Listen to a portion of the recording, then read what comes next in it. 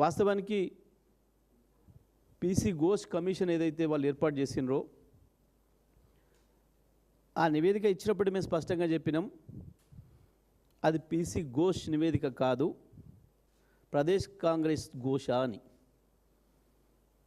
అది పీసీ ఘోష్ అనే state high court judge నివేదికలాగా లేదు, అది ప్రదేశ్ కాంగ్రెస్ తెలంగాణ ప్రదేశ్ కాంగ్రెస్ ఘోషలాగా ఉంది తప్ప ఇంకొకటి కాదు. వాళ్ళు మాట్లాడిన చెత్త మాటలు, వాళ్ళు 3-4 సంవత్సరాలు వాగిన వాగుడే దాంట్లో వందల కొద్ది పేజీలు రాసి పెట్టిరు తప్ప ఆయన నిజంగా ఒక జడ్జిలాగా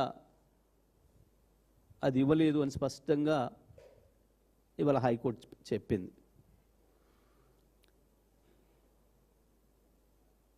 మేము స్పష్టంగా చెప్పినాం, వీళ్ళు ఆరోపణలు చేస్తూ ఉన్న కొద్దీ బయట చెత్తవాగుడు వాగడమే కాకుండా ఎన్నికలలో ప్రజల్ని మోసం చేసే పద్ధతుల్లో ఒక అబద్ధాన్ని 100 సార్లు చెప్పి నిజమని చెప్పి నమ్మించాలని చేసిన ప్రయత్నం, ప్రత్యేకించి ఇందులో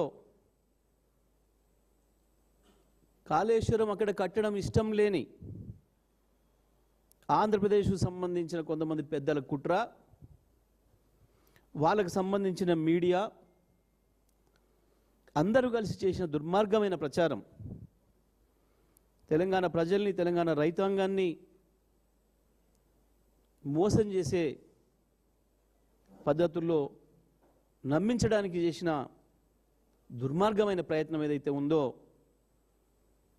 అది వాళ్ళ 100% తప్పు అని చెప్పి స్పష్టంగా ఇవాళ హైకోర్టు తీర్పు వల్ల మనకు నిరూపితమైంది.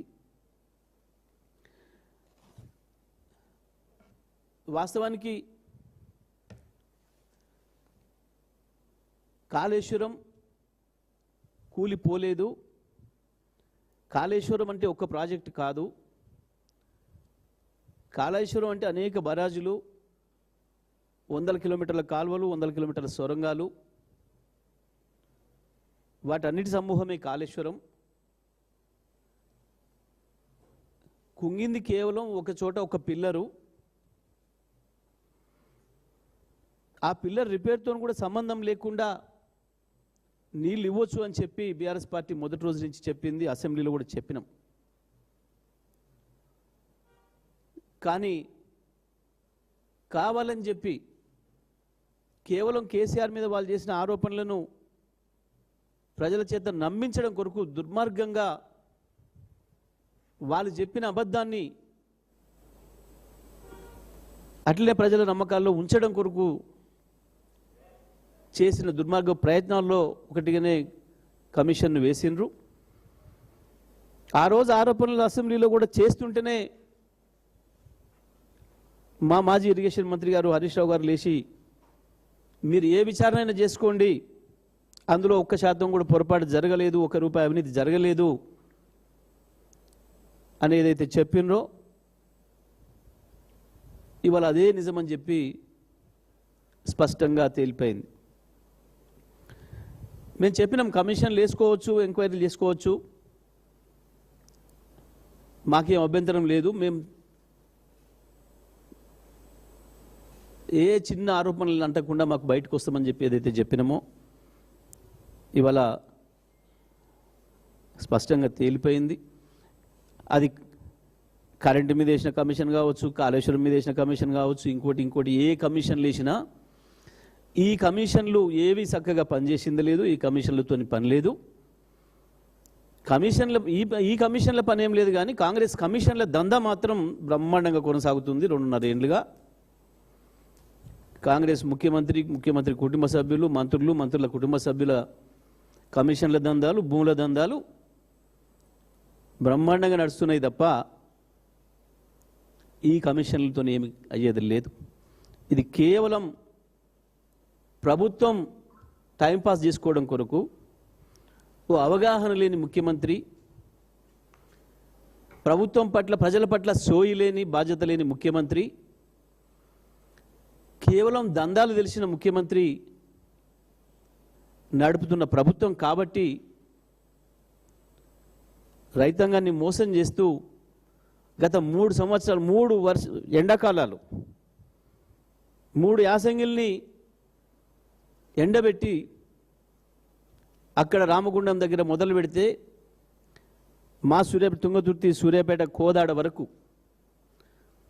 అన్ని వరంగల్ జిల్లాలో కావచ్చు, కరీంనగర్ జిల్లాలో కావచ్చు, లక్షలాది ఎకరాల పంటల్ని ఎండబెట్టి రైతుల పాపం మూటగట్టుకున్నది ఈ కాంగ్రెస్ ప్రభుత్వం, రేవంత్ రెడ్డి ప్రభుత్వం.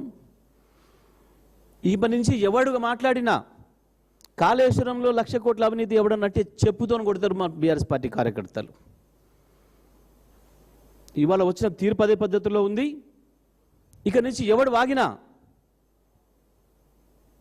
చెప్పుతో కొట్టినట్టుగా సమాధానం చెప్పే శక్తి ఇవాళ మా బీఆర్ఎస్ పార్టీ కార్యకర్త ప్రతి ఒక్కరికి కూడా వచ్చింది.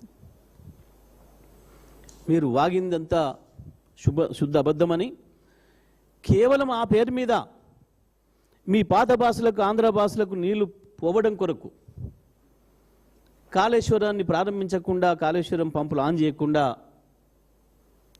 కాలయాపన చేసిరని, మీరు బనకచెర్లకు రూట్ క్లియర్ చేయడం కొరకే, మీ గురుదక్షిణ సమర్పించుకోవడం కొరకే, గోదావరి పైన హక్కుల్ని వాళ్ళకి దారదత్తం చేయడం కొరకే దుర్మార్గంగా ఇంతకాలం కన్నేపల్లి పంపుల్ని ఆన్ చేయకుండా గోదావరి నీళ్లను కిందికి వదిలిందని, మేము బీఆర్ఎస్ పార్టీ ఏదైతే చెప్పిందో అది నిజమని చెప్పి ఇవాళ స్పష్టంగా తేలిపోయింది.